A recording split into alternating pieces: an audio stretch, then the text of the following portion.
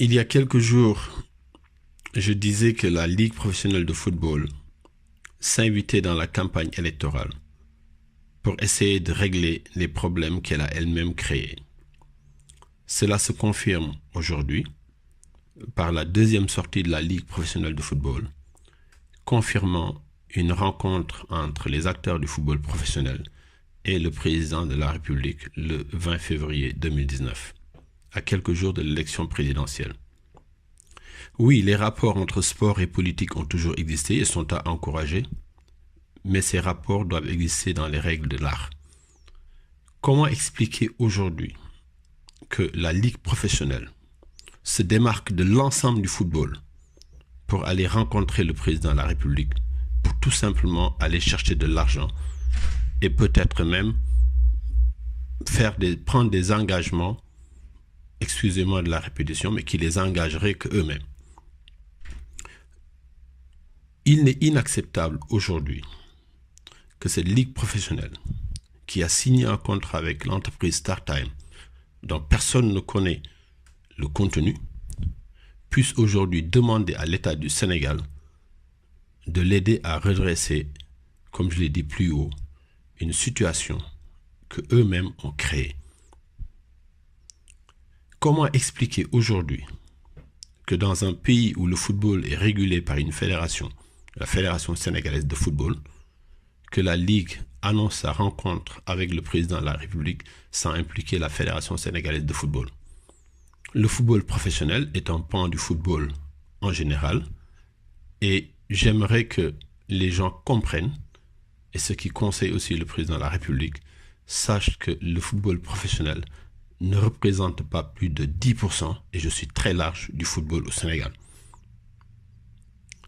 Aujourd'hui, si on parle de la Ligue de football professionnel, nous devons tous nous rendre compte, comme je l'ai toujours dit, que c'est un football privé.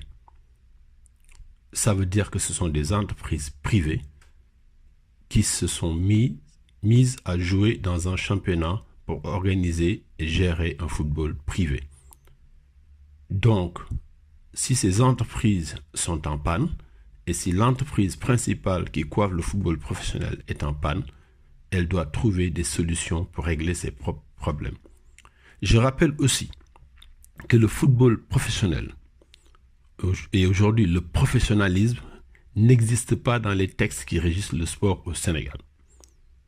Donc je ne vois pas comment aujourd'hui l'État du Sénégal devrait aller donner de l'argent à ce football privé qui déjà a un problème de conformité avec nos textes qui régissent le football au Sénégal. Au niveau de la transparence, sur 10 ans, qui a vu un bilan présenté par la Ligue professionnelle de football? Personne. On parle de création d'emplois, de 2000 emplois et plus. Quelle est la définition d'un emploi?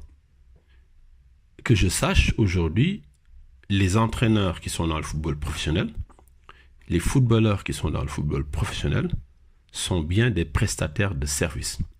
Ça veut dire qu'ils n'ont pas de contrat de travail, mais ils ont des contrats de prestataires de services et qu'ils ne cotisent nullement à la sécurité sociale ou à l'IPRES. Ils ne bénéficient encore une fois d'aucun type d'assurance qui leur permet de rebondir en cas d'accident. Je rappelle aussi qu'il n'y a aucune convention à ce jour qui lie la Fédération sénégalaise de football à la Ligue professionnelle de football. Sur le plan sportif, aucun club sénégalais, depuis l'avènement du football professionnel, n'a passé un premier tour, n'est entré dans le tour final de la Champions League africaine. Je voudrais aussi rappeler que ces problèmes de contrat avec StarTime, ce n'est pas une première. La Ligue a déjà pris des engagements avec un autre diffuseur il y a quelques années, il y a 2-3 ans, et ce contrat s'était aussi terminé en queue de poisson. Que la Ligue aujourd'hui doit de l'argent aux clubs qui ont été champions du Sénégal, de première et deuxième division, de Ligue 1 et Ligue 2, et que ces primes sont impayées depuis 2016. On pourrait aussi se poser la question de savoir pourquoi le sponsor principal de la Ligue, Orange, est parti et pourquoi aucun autre sponsor n'a remplacé ce sponsor principal depuis 2 ans. On pourrait aussi demander à la Ligue professionnelle comment sont régulés les transferts de joueurs et pourquoi l'argent qui rentre avec les transferts de joueurs n'est pas utilisé pour aider les clubs à mieux se développer. Si on parle de création d'emplois, je poserai tout simplement une question aux acteurs du football pour demander quel est le statut des footballeurs aujourd'hui qui sont surexploités dans ce championnat-là. Quel est le statut des entraîneurs qui coachent les différentes équipes de Ligue 1 et Ligue 2 dans ce championnat-là? Quel est le statut des administrateurs de foot dans ce championnat-là? Encore une fois, je rappelle qu'ils sont tous des prestations de services, que leur contrat ne passe pas à l'inspection du travail, donc on ne peut pas parler de contrat de travail, qu'ils ne cotisent pas à la CSS ni à l'IPRES, qu'ils n'ont pas d'assurance, et en conclusion, ce ne sont pas des salariés. Donc la création d'emplois, je la refute, et je sais de quoi je parle, parce que j'ai été président de club il n'y a encore pas longtemps. Aujourd'hui, je le dis et je le répète, si la Ligue professionnelle de football est en panne, mais pourquoi elle ne bénéficierait pas des retombées de la Coupe du Monde? Qu'est-ce qui fait que la Fédération sénégalaise de football est silencieuse par rapport à ce problème-là et qu'elle n'aide pas avec les 5 milliards dont on parle et qui sont dans les caisses de la Fédération? Pourquoi la Fédération sénégalaise de football n'aide-t-elle pas la Ligue professionnelle de football à se relancer? Si bien il y a une solidarité entre les deux types de football dans ce pays-là. Je pense qu'il est normal que le président de la République puisse aider le sport dans ce pays. Il est normal aussi que le président de la République puisse aider le football dans ce pays-là. Mais je pense que cette aide doit se faire autour d'une vision. Aujourd'hui, quelle est notre vision du sport? Aujourd'hui, quelle est notre vision de développement du football? Quel devrait être le rôle de la Ligue professionnelle de football?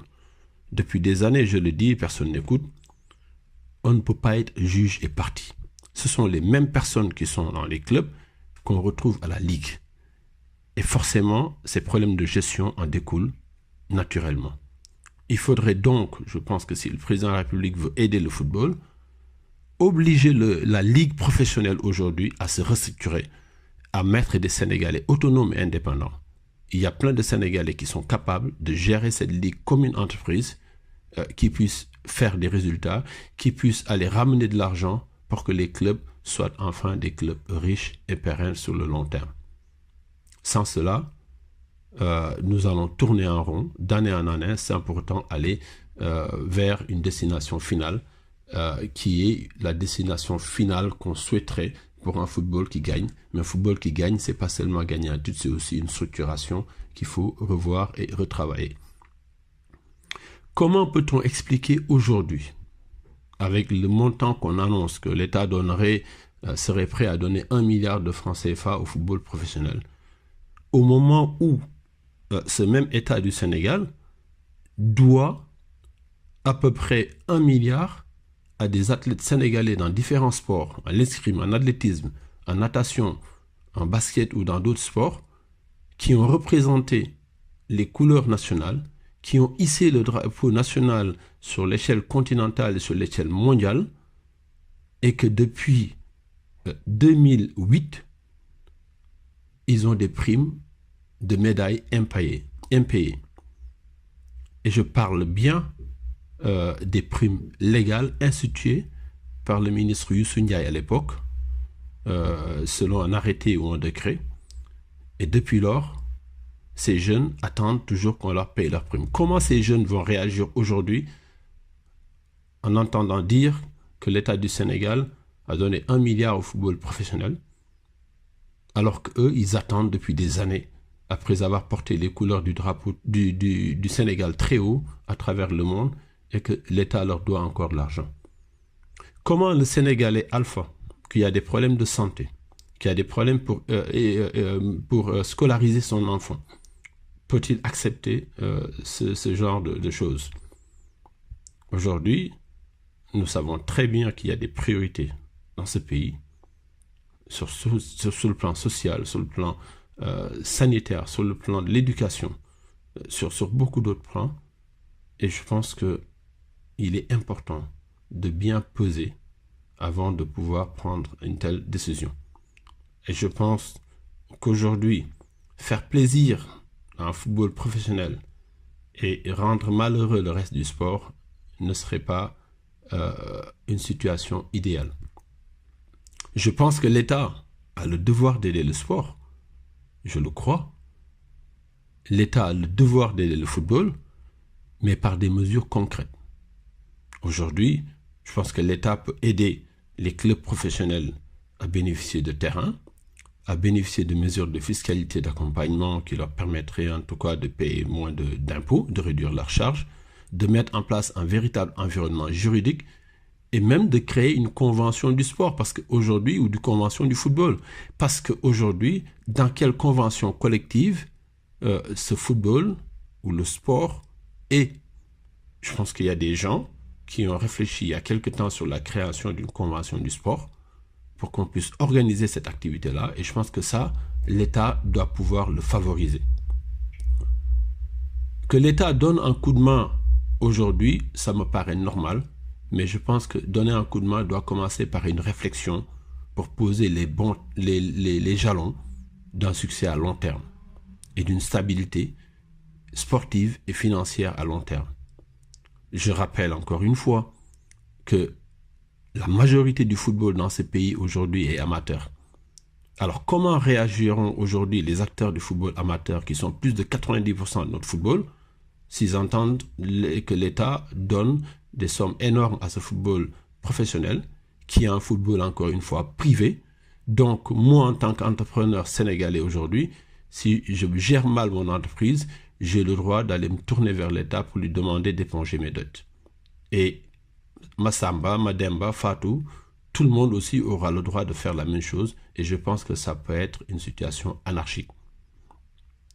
Donc je pense qu'une des façons aujourd'hui d'aider le football professionnel, c'est peut-être d'organiser un téléthon par l'État pour lever des fonds, l'État en a le droit.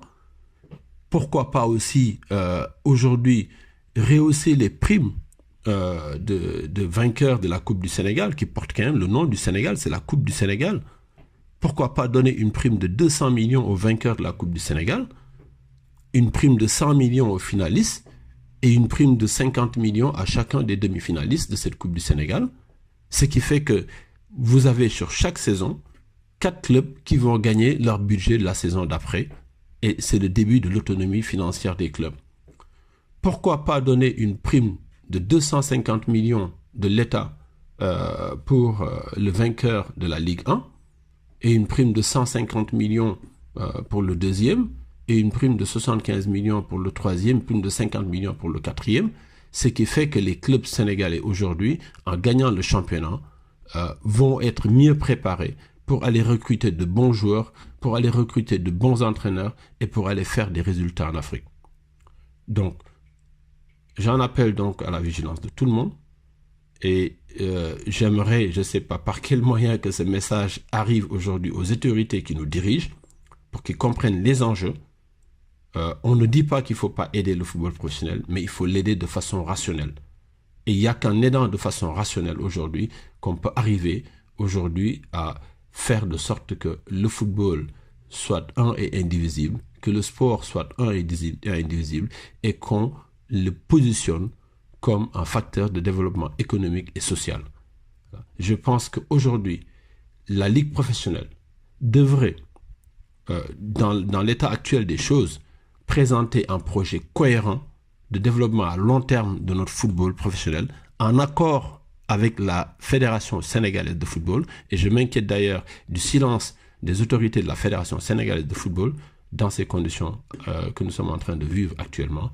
Et je pense que c'est qu'en mettant donc un projet à long terme sur la table du président de la République qu'on pourrait en tout cas penser à un meilleur développement et une stabilité économique et financière et sportive de notre football.